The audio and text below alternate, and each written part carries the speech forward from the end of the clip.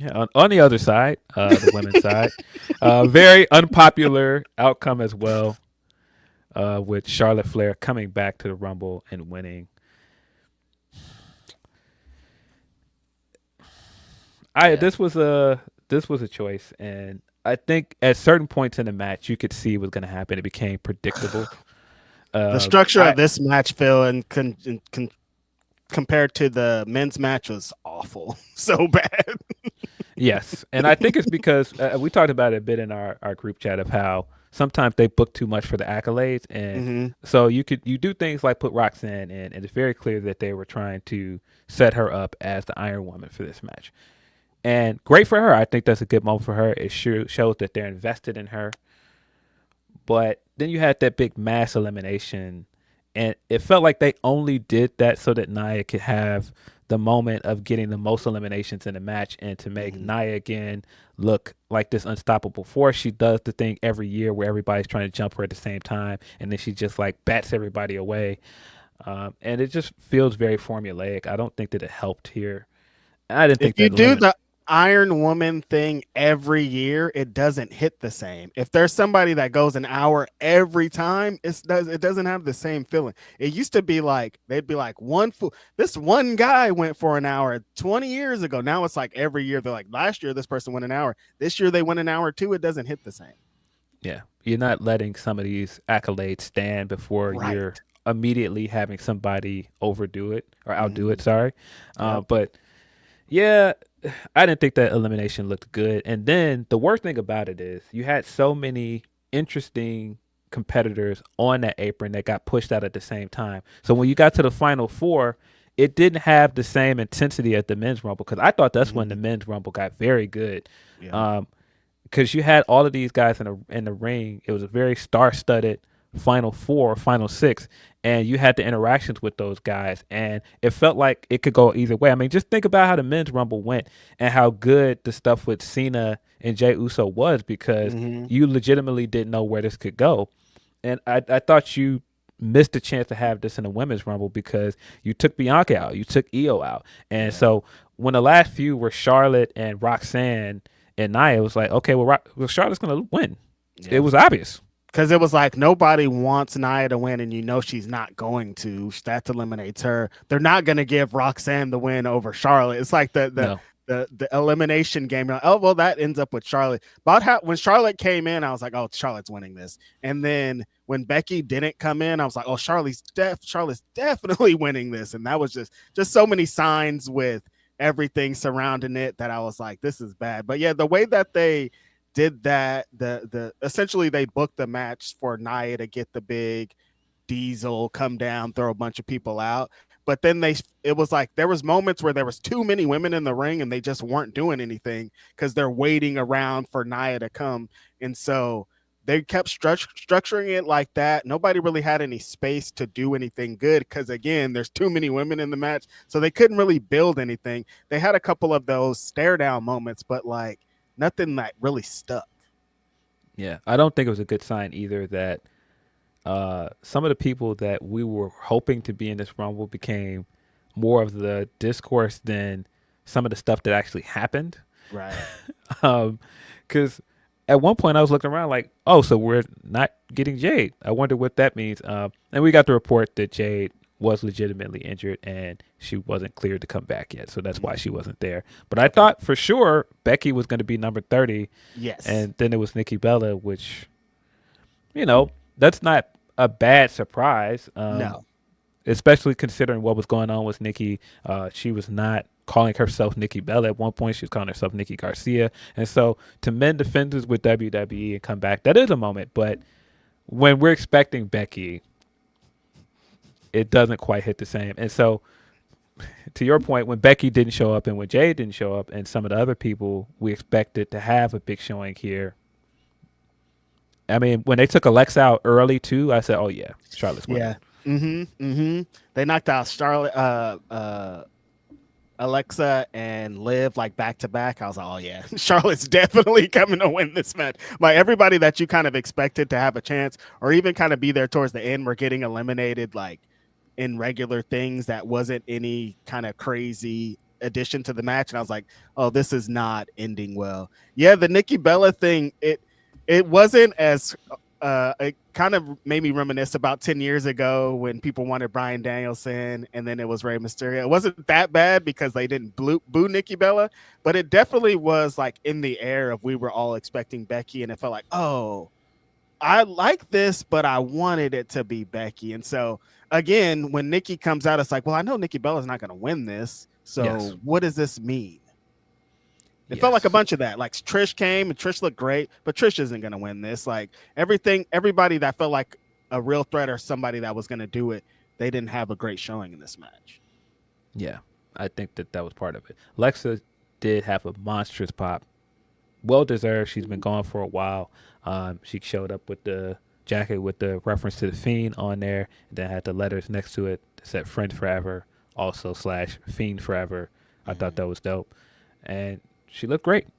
Hopefully, they have some plans for her. I'm not sure about potential Liv Alexa feud. That seems like what they're setting up, but maybe They're trying to do the mirror match. I don't think so. There's probably mirror not, match. I don't think this is gonna work out. They're too similar to really work out. But I mean, no, they probably shouldn't do that. They should do something else because both of those women work better with better wrestlers. I don't know. It's just something about it that's not really gonna. What if this is leading to a tag feud? What if this is Alexa and Nikki Cross against Liv and Raquel? I like that. I like that better. That feels better. Yeah. Because I feel like a singles Alexa and Liv match is not gonna really do it. But that's just me. I don't know. They had some big of those moments though. Like it did feel like the entrance music thing took away. Like the crowd was like, we don't, who is this? Like they had to be out. The wrestler had to be out. Finn was like the biggest one for me, is like Finn has this new theme and then he comes out and people are just like, who's this? And I'm like, no, that's Finn. What's happening here? And it made me sad. Yeah, I don't know what they did to Finn's music there, but choices were made. Mm-hmm. I think that's been an issue with the Rumble for the past 3 or 4 years. The music, people not recognizing the music, and so they don't get the pop that they probably could have. Because I mean, when you look at certain people that came in, you know Trish music immediately. Mm-hmm. I think that's also the thing that helped with Charlotte. Charlotte came down and she was like, no, you're going to get this pay-per-view quality entrance. You're going to get all of my pyro. I'm going to walk down. I'm going to walk down with the robe. I'm going to slew foot this thing. I am not running. I'm going to do my spin a couple times. Like, this is Charlotte. Like, get my low camera angles. Like, we about to do this. I'm back. And I'm about to win. And I'm going to win. What? Charlotte's post Rumble promos have been so Charlotte. She's just like, I knew you guys were going to boo me, but can you also please stop booing me because I'm trying to have a special moment here. But I knew you were going to boo me, though, and I like these boos. Like, I don't know if you really like these boos, though, Charlotte. So she did 2 things here. I definitely feel like they're setting up the Becky feud. There's several things she did that lead me to that conclusion. When she did that vignette and she said, I don't have to call myself the GOAT. Everybody knows I'm the GOAT. Which I was like, what are you talking about? And then when she won the Women's Rumble, she was saying, of course, I am the first one to be a 2-time Royal Rumble winner. It would be nobody else. And all this time, Becky has been the one going to all these press events and things saying, I want to be the first one to win 2 Rumbles. And so I think that is intentionally done. I think that could be a good feud going into next year. But the thing is always going to be with Charlotte. When she comes back, it always feels predictable. They're going to put her right in the title picture. There is no journey. There's no story. It's just, here's Charlotte, put her in the title picture. And it's unfortunate because Charlotte is good. And I think people want to see Charlotte. When all of this stuff was happening, I was like, hey, I miss Charlotte. But then she won. I was like, of course they did this because they do it every time. So if they hadn't done this thing that they do all the time, I think more people would be into this. The promo that she cut Monday after the Rumble, where she was talking about how hard it's been coming back from an injury. This is the most uncertain her life has ever been. She's like really saying some very emotional and heartfelt stuff, and that crowd doesn't care. They're just booing because they didn't want her to win the Rumble. But So here's the thing: if you had put this vignette out before the Rumble of her saying all of those things, people would have actually heard it, and it would have been something that you could have played off of going into the Rumble. But when you come straight back and just give her the win, and then she comes back afterwards, it's like nobody wants to hear that. It's hard to make her sympathetic when she wins so much. It's what we were talking about with Patrick Mahomes earlier. When she wins so much, and then on top of that, she has the perception of being the company woman, the hand-picked company woman. People are not gonna want to be sympathetic for her. It's funny that the person, the head of booking this, he's been in this situation and they turned it around into one of his best moments. In 2001, Triple H tore his quad in a match and it was extreme. And but by that point, people were like, Triple H, he wins so much. He's the bosses, blah, blah, blah. He keeps doing this shit.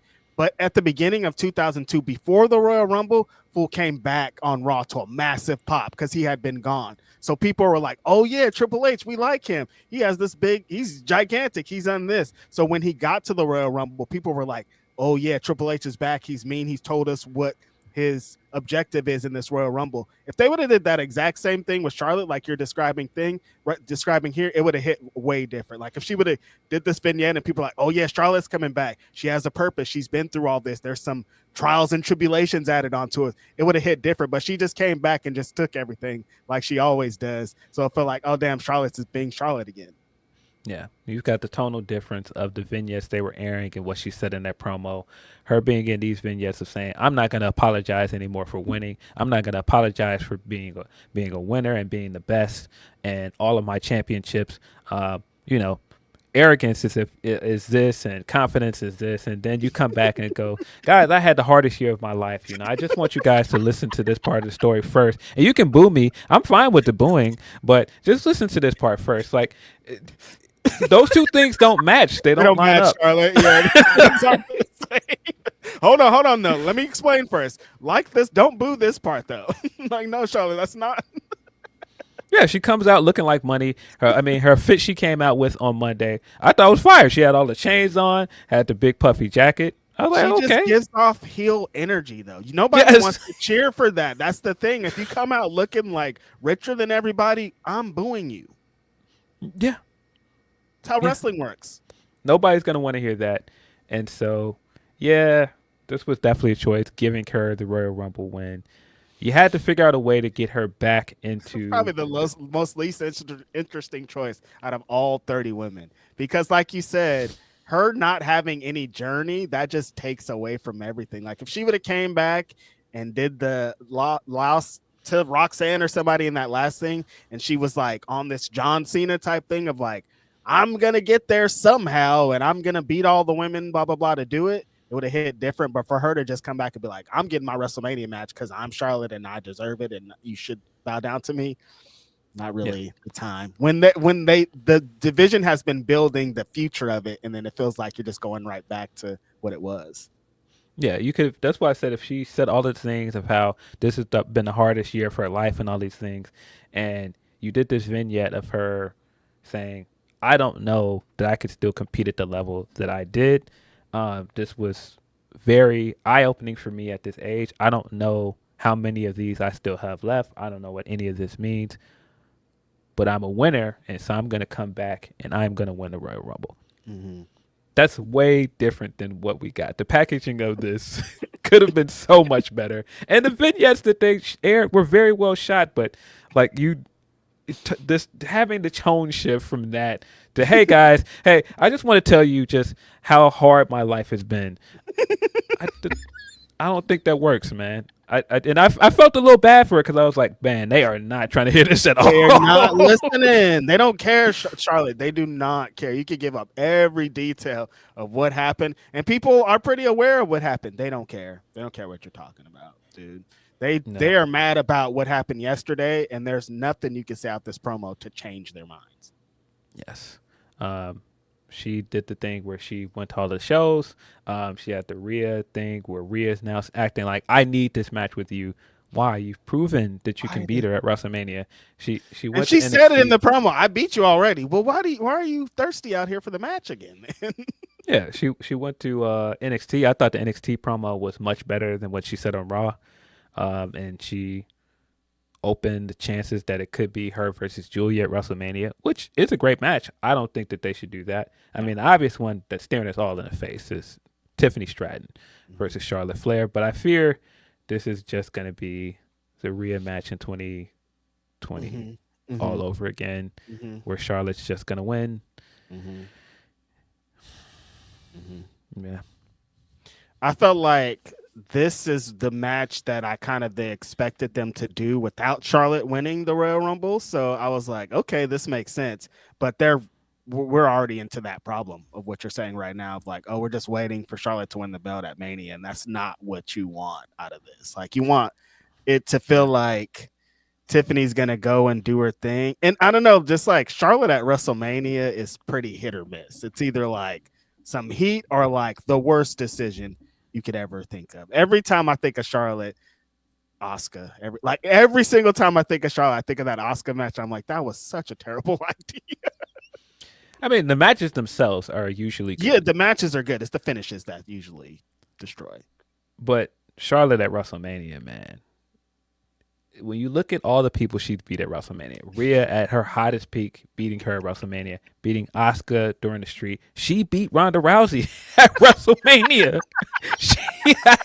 I mean, there's so many people that I don't know why they did that, but that's why I'm like, oh man, I feel for Tiffany because you had this run with the Money in the Bank briefcase, and it feels like they could have been building something up with this, and it just feels like she's just gonna head into WrestleMania and lose. Teflon Donna, she's back to stake her claim as the top of this division. She keeps letting us know. It's interesting. Like, where's Becky fit into this? Did they just go with her and Rhea at some point?